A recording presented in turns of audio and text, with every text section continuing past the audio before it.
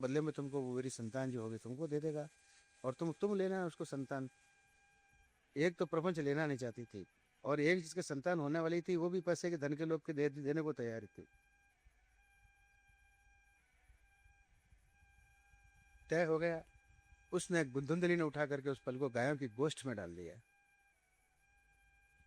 एक गाय खा गई इसको। समय आने पर उसके एक पुत्र का जन्म हुआ, उसकी चचेरी की बहन के, जो उसने लाके उसको सौंप दिया, कहा इनके पुत्र हो गया। और गाय जो खा गई उसके पेट से एक बालक उत्पन्न हुआ, जिसके कान जो है गाय की तरह थे, उसके उनका नाम गोकर्ण हुआ। और धुंधली के जो पुत्र जो आया था उसका नाम था धुंधकारी। द्वंद का उत्पन्न करने वाला, द्वंद्वों को उत्पन्न करने वाला। धुंधली बुद्धि। धुंधली का मतलब जिसको बुद्धि को कुछ दिखाई नहीं देता, जो सोच समझ नहीं सकती कि मेरा हित किसमें है, हित किसमें है, आंखों में पर्दा आया हुआ जिसके रहता है, वो धुंधली बुद्धि है। और उसके द्वारा लिया गया निर्णय जो उसका पुत्र है, वो तो द्वंद ही तो पैदा करेगा। उस बुद्धि का द्वारा लिया गया निर्माण, अगर निर्णय जो कोई कर्म में प्रवृत्त होगी, वो कर्म उसके जीवन में द्वंद ही पैदा करेगा।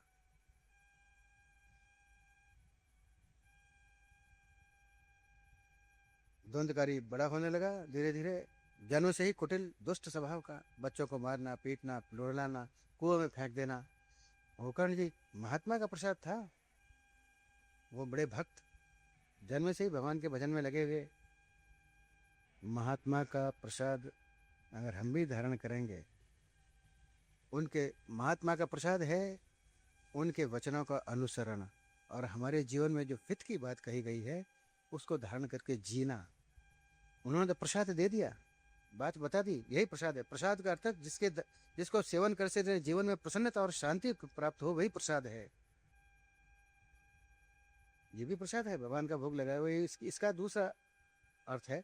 मगर हृदय में धारण करके जिस प्रसाद को, अगर महात्माओं का प्रसाद उनके वचन को धारण करके उसके अनुसार अगर जीवन जिया जाए, तो वो प्रसाद तो जीवन में नित्य ही प्रसन्नता, शांति और सुख देने वाला होगा ही। और उसका अनादर कर दिया और इस धुंधली बुद्धि के आधार पर निर्णय लेकर अगर जीवन जिया, तो द्वंद्व पैदा करेगा, द्वंद्वकारी पैदा होगा। द्वंद्वकारी बचपन से दुष्ट होते होते इतना कष्ट हुआ जब आत्मदेव पछताने लगे, अरे इससे तो निस्संतान ही अच्छा था।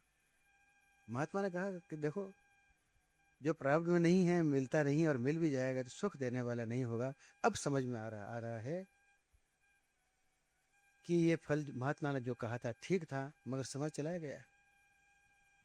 फिर भी जब ये चेता आया तो वो सब कुछ छोड़ करके संन्यास लेके चले गए। इधर द्वंद्वकारी जो है अपनी माँ को भी मारता था, पीटता था, पीट पीट के मार डाला, जमीन में गाड़ दी। और 5 वेश्याओं के चक्कर में फंस गया। अब निरंतर वो वेश्याएं जो है कुछ न कुछ मांगती रहती थी अपने अपने हिसाब से, और वो लूट पाट चोरी कुछ भी करके उनको संतुष्ट करने का सतत प्रयास करते हुए भी वो बिल्कुल संतुष्ट नहीं हो पाई। वेश्या का अर्थ है विषय वासना, विषयों में आसक्त। और जो किसी को विषय में फंस, वो विषय किसी को फंसा सकता है, वो विषय है। तो एक विषय ही जीवन बिगाड़ने के लिए पर्याप्त है। तो जिनके 5 5 विषय, पांचों इंद्रियां जो है, ये ज्ञानेन्द्रिय अगर अपने अपने भोग अगर चाहने लगेगी, तो सबको तृप्त करते करते जीवन बीत जाएगा, मगर एक भी इंद्रिय है उसका वो भोग से तृप्त नहीं हो पाएगी। और जितना इसमें उसको तृप्त करने का कोई प्रयत्न होगा, उतना ही आग भड़केगी निश्चित।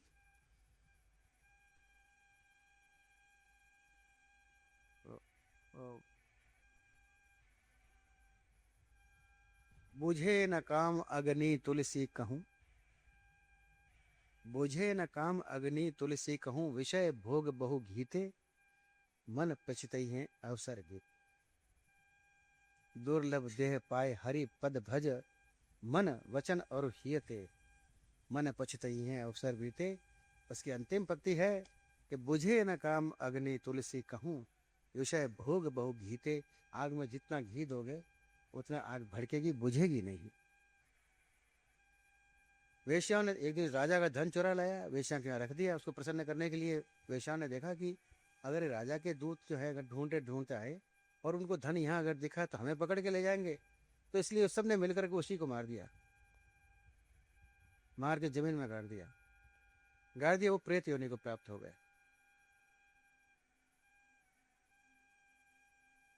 इधर गोकर्ण जी तीर्थ स्थान के लिए, तीर्थों के लिए चल पड़े। वो सन्यास लेकर सन्यासी होकर चल पड़े आत्मदेव। वहां सुना कि उसका भाई धुंधकारी जो है उसकी मृत्यु हो गई। तो उन्होंने देखा भाई है, मृत्यु हो गई है, तो उसके सदगति के लिए कुछ न कुछ कर्म अनुष्ठान कर ही लेना चाहिए। तो तीर्थों में तर्पण आदि करा करके उनकी सारी विधि विधान से अनुष्ठान करवाया। गया में जब आए तो गया में भी जो है उनका श्राद्ध कर दिया, तर्पण करा दिया। बोले अब तो गया में करने के बाद तो कहते हैं हर जीव की मुक्ति हो ही जाती है। एक दिन अचानक आए गांव में, घर में, और रात्रि में अपने घर में प्रवेश कर गए। चुपके से आए, रात्रि में सोते समय देखा कि एक भीषण आकृति सामने प्रकट हो रही है, डरा रही है और अलग अलग भाव भंगिमाएं प्रकट कर रही है। उन्होंने देखा, उन्होंने कहा भैया तुम कौन हो, तुम्हारा परिचय क्या है?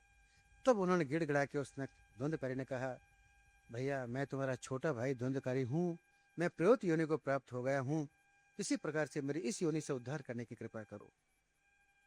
अब यहाँ पर भी उसको उद्धार के लिए कोई योजना, कोई कर्म बता नहीं था इनको, गोकर्ण जी को, कि क्या करने से इसको सदगति मिलेगी। तो उनके इष्ट देव भगवान सूर्य भगवान थे। सूर्य भगवान से प्रार्थना करी, प्रभु आप इसका कोई उपाय करके बताइए। तो भगवान सूर्य ने आकाशवाणी से कहा, उनको प्रेरणा करी कि तुम श्रीमद् भागवत कथा का सप्ताह विदेश श्रवण का आयोजन करो। वहां जब कथा हुई आनंद घाट पर, तो सारे ऋषि मुनि सब लोग वहां चले आए कथा श्रवण करने के लिए। कुछ लोग अपने अभिमानवश नहीं भी आए, तो भृगु ऋषि उनको हाथ जोड़ जोड़ के मना के लिए आए। अरे चलो भाई, कथा हो रही है। आज भी अगर कोई लोग यहाँ नहीं आते हैं और कोई जाके कहता है अरे चलो मंडलनाथ में कथा हो रही है, जो बड़ा आनंद आएगा, विचार नहीं है, थोड़ा आधा अधूरा था, कहने से तुरंत बनना, समझ लेना भृगु ऋषि प्रवेश कर गए। आज भी वही प्रबंध चल रहा है, वही जो क्रम चल रहा था वही क्रम आज भी चल रहा है। कोई न कोई कह ही देता है, थोड़ा मन होता है, थोड़ा नहीं भी होता है, थोड़ी परिस्थितियां भी होती है, क्या करें, अभी घर में कोई है नहीं, कैसे चले, ये थोड़ी दुविधा है। अरे चलो चलो ये व्यवस्था हम कर देते हैं, चलो इसका ये व्यवस्था कर देंगे, चलो सब आनंद रहेगा। थोड़ी कमी होती है तो उसको पूरा करके ले आते हैं। आज भी कथा श्रवण में ये कि एक क्रम आज भी चल रहा है। संकल्प के माध्यम से भगवान सबको आमंत्रित करते हैं, और जो जितने यहाँ संकल्प का ये इसका कथा का सूचना सुनते ही जो है पधार जाते हैं। हम तो समझते हैं भाई वो उन्हीं ऋषि मुनियों की श्रेणी में कोई न कोई है जो स्वतः पधार जाते हैं, और जो मना करके ले आते हैं वो भृगु ऋषि आज भी उसी रूप में उपस्थित है हमारे साथ। कोई मेकअप से आधार निर्धारित किया जाए कि भाई दाढ़ी जटा और यूं जटा जूट कॉपी ना, वही महात्मा मुनि, वो तो एक वेश है मुनि का, ऋषियों का। मगर ऋषि और मुनि तो अंदर वाला है कोई, वो किसी भी वेश में प्रकट हो सकता है। जैसे भगवान तो चतुर्भुज रूप, शंख चक्र गदा पद्म धारणी धारी जो है ग्वाले के रूप में भी पधार गए, तो उनको तो कोई क्या परेशानी, फिर भी थे तो वही।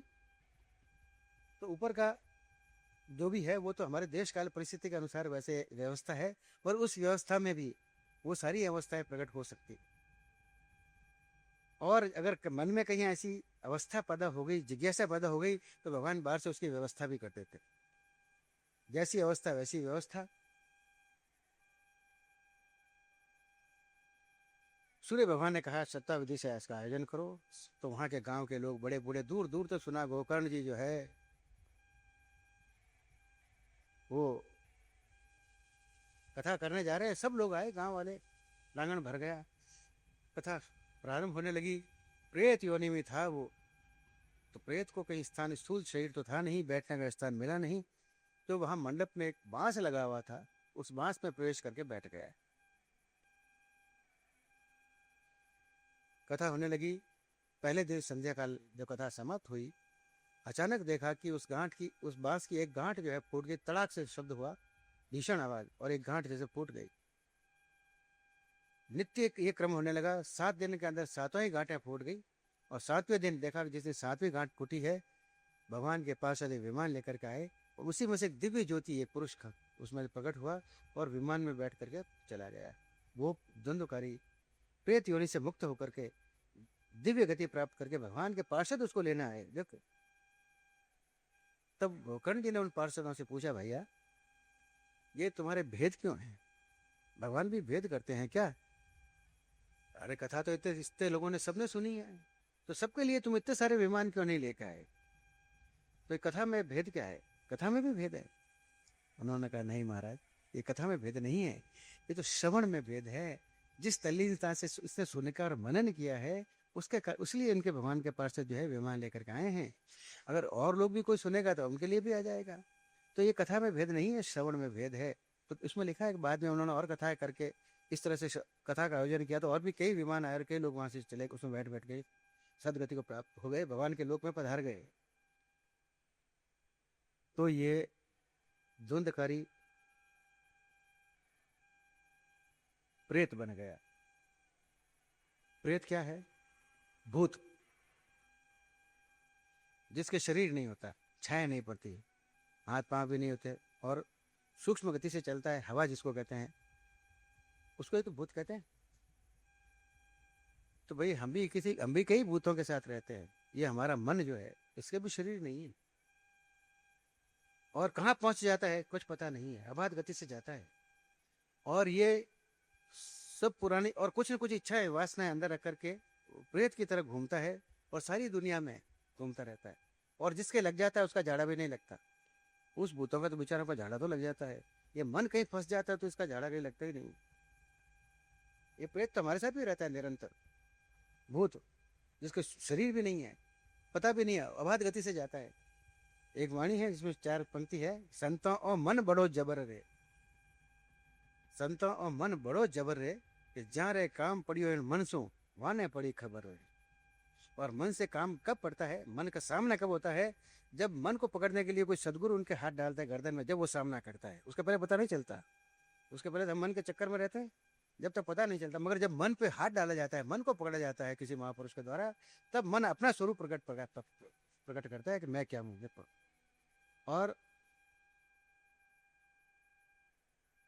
और देश विदेश की सैर करावे, बिना चाँच बिना पांख बिना चाँच बिन पर रे, चाँच पांख बिन पर रे, जिसके पंख नहीं है, चाँच भी नहीं है, और देश विदेश की सैर करावे, और लाख बरस की नींव लगावे, पल की नहीं खबर रे, और संतो मन को बड़ो जबर रे।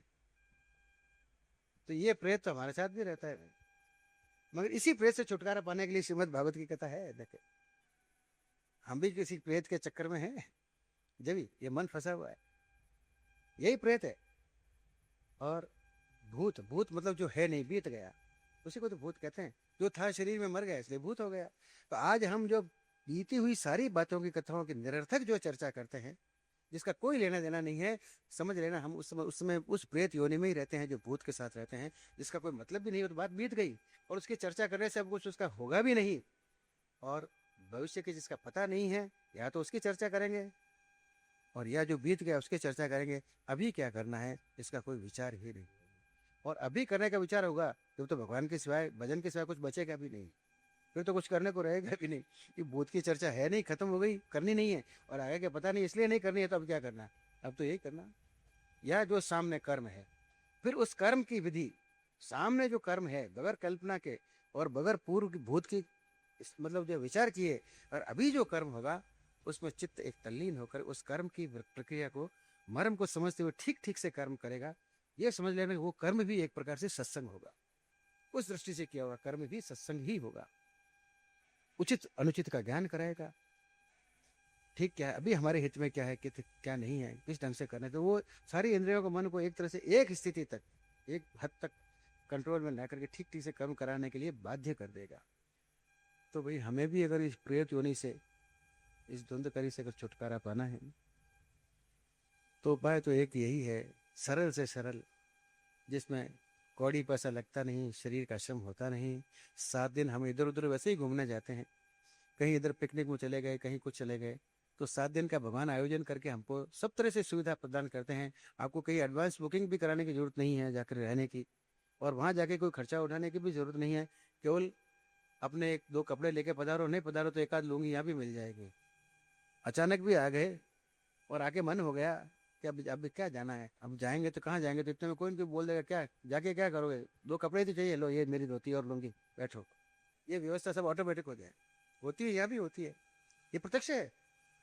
सारी व्यवस्था हाथों हाथ हम भोग रहे हैं, और इस व्यवस्था की महिमा समझ में नहीं आ रही, ये क्यों हो रही, कौन कर रहा है, ये सारी इतना व्यवस्था आयोजन कर कौन रहा है, इसके पीछे किस शक्ति का हाथ है। अगर थोड़ा विचार किया जाए तो भगवान की प्रत्यक्ष क्षण क्षण में उसकी कृपा की अनुभूति निरंतर होगी, इसमें कोई संशय नहीं। निरंतर हो रही है, अभी भी हो रही है प्रत्यक्ष। ये अभी सारी अभी की घटना है। बोलिए आप, कोई ऐसा थोड़ी जो हुई थी उस समय आज भी अभी तो हो ही रही, इसी समय हम इसी में जी रहे हैं अगर देखा जाए।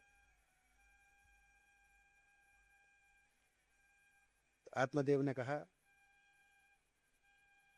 ये मैं मेरेपन का भाव, ये मोह का बंधन और ये कामना कोई किसी का नहीं है, ये सब बकवास है। जीव के एक परमात्मा का भजन ही श्रेष्ठ है। इसलिए झूठे सुख को सुख कहे, झूठे सुख को सुख कहे और मानत है मन बोध, ये जगत चबे ना काल का, कछु मुख में कछु बोध।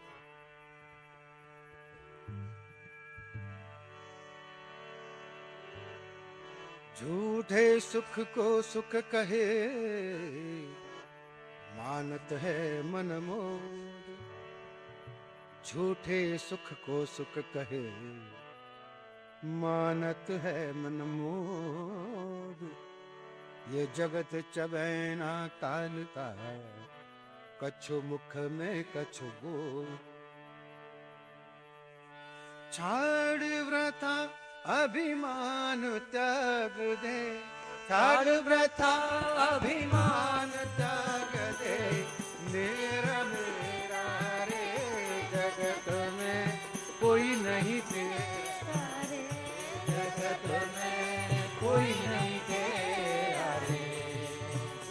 ओ छाड़ व्रता अभिमान त्याग दे, छाड़ व्रता अभिमान त्याग दे, मेरा मेरा रे जगत में कोई नहीं तेरा रे, जगत में कोई नहीं तेरा रे। काल कर्म वश जग सराय में कीन डेरा रे,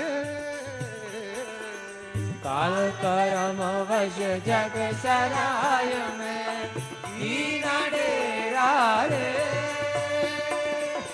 इस सराय में सभी मुसाफिर, इस सराय में सभी मुसाफिर, रैन बसेरा रे, जगत में कोई नहीं तेरा रे, जगत में कोई नहीं तेरा रे। ओ छाड़ था अभिमान त्याग दे, छाड़ था अभिमान त्याग दे, मेरा मेरा रे जगत में कोई नहीं तेरा रे, जगत में कोई नहीं तेरा रे। जिस तन को तू सदा संवारे, साँझ सवेरा रे,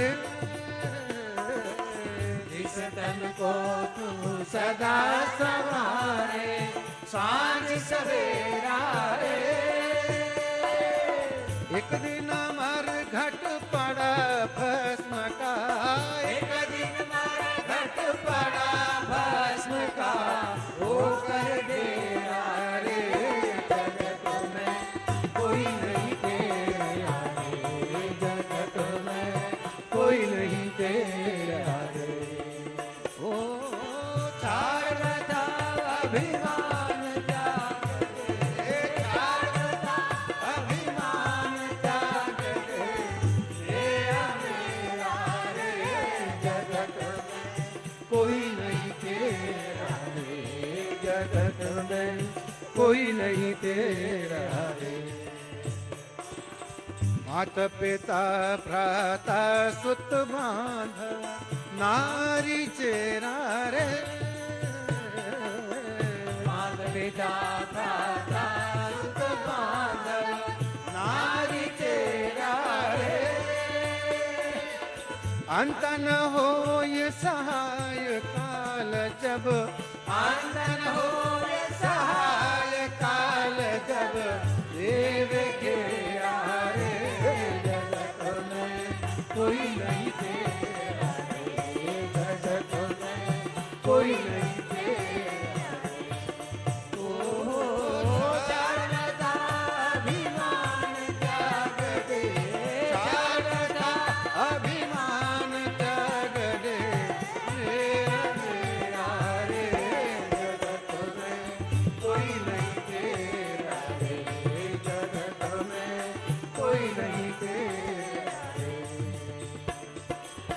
जग के सारे भोग सदा कारण दुख के रे। जग के सारे भोग सदा कारण दुख के रे। भज मन हरि का नाम पर हो, भज मन हरि का नाम पार हो, भजन तेरा रे। जगत में कोई नहीं तेरा रे, जगत में कोई नहीं तेरा रे। ओ शारदा अभिमान त्याग दे, शारदा अभिमान त्याग दे, तेरा मेरा रे। जगत में कोई नहीं तेरा रे, जगत में कोई नहीं तेरा रे। दीन दयाल भक्त वत्सल हरि मालिक तेरा रे। दीन दयाल भक्त वत्सल हरि मालिक तेरा रे। दीन दयाल भक्त वत्सल हरि मालिक तेरा रे। दीन दयाल भक्त वत्सल हरि मालिक तेरा रे। दीन होय उनके चरणों में, दीन होया उनके चरणों में, दीन होय उनके चरणों में, दीन होया उनके चरणों में, कर ले तेरा रे। जगत में कोई नहीं तेरा रे, जगत में कोई नहीं तेरा रे। ओ शारदा अभिमान त्याग दे, शारदा अभिमान त्याग दे, मेरा मेरा रे। जगत में कोई नहीं तेरा रे, जगत में कोई नहीं तेरा रे।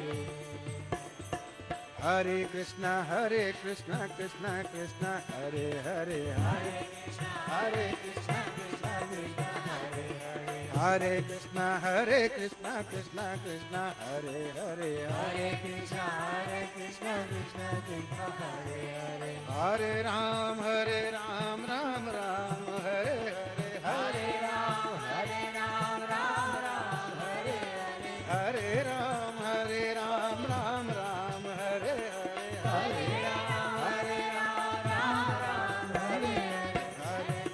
हरे कृष्णा कृष्णा कृष्णा हरे, हरे कृष्णा कृष्णा कृष्णा हरे हरे, हरे कृष्णा कृष्णा हरे हरे, हरे कृष्णा कृष्णा कृष्णा हरे हरे, हरे राम राम राम हरे हरे, हरे राम राम राम हरे हरे, हरे राम राम हरे हरे, हरे राम राम राम हरे हरे, हरे कृष्णा कृष्णा हरे कृष्णा हरे कृष्णा कृष्णा हरे हरे, हरे कृष्णा कृष्णा कृष्णा हरे कृष्णा कृष्णा कृष्णा हरे हरे, हरे राम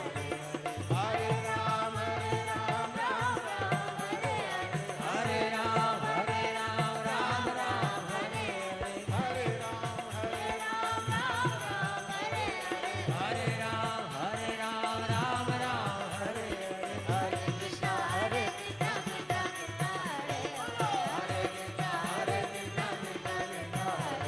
हरे कृष्णा हरे कृष्णा कृष्णा कृष्णा हरे हरे, हरे कृष्णा कृष्णा कृष्णा हरे Krishna Krishna Ram Krishna Ram Krishna Ram Krishna Ram Krishna Ram Krishna Ram Krishna Ram Krishna Ram Krishna Ram Krishna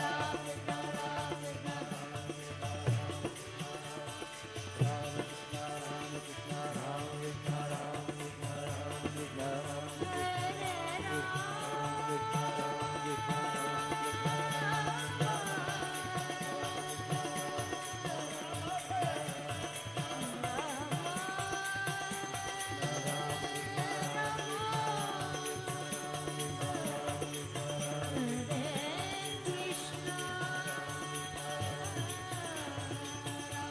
Hare Ram,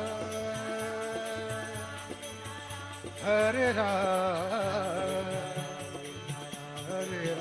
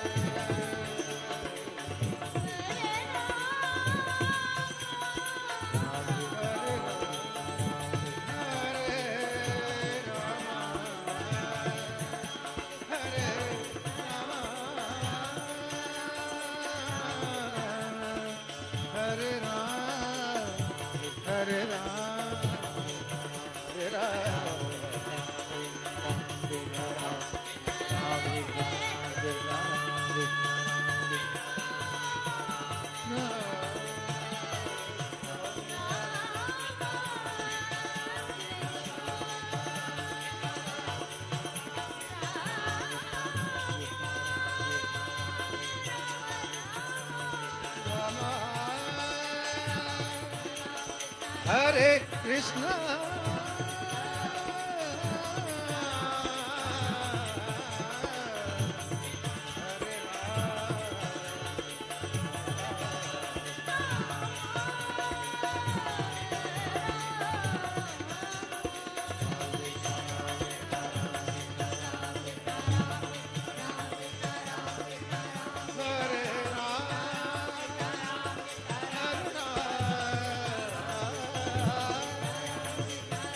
Hare Krishna, Krishna,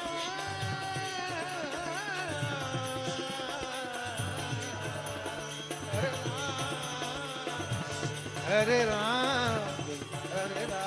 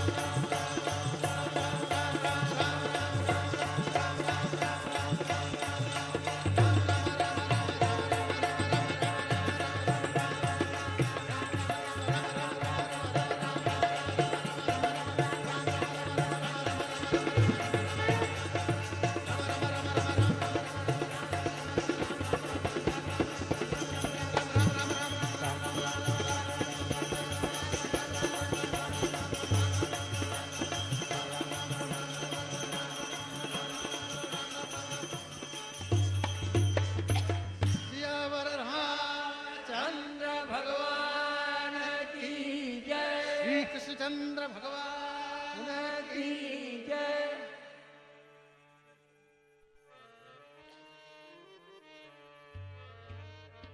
जय गोविंद जय गोपाल, जय गोविंद जय गोपाल, जय गोविंद जय गोपाल, जय गोविंद जय गोपाल,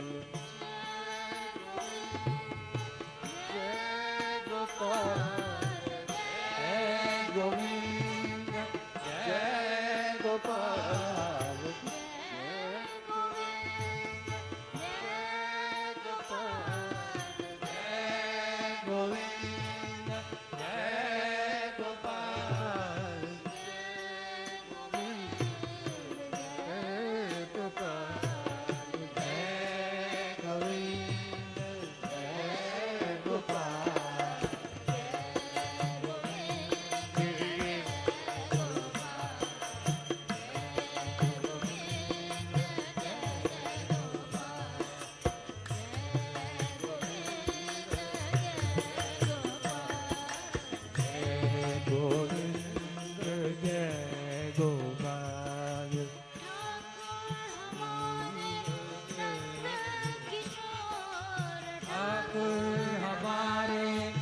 नंद किशोर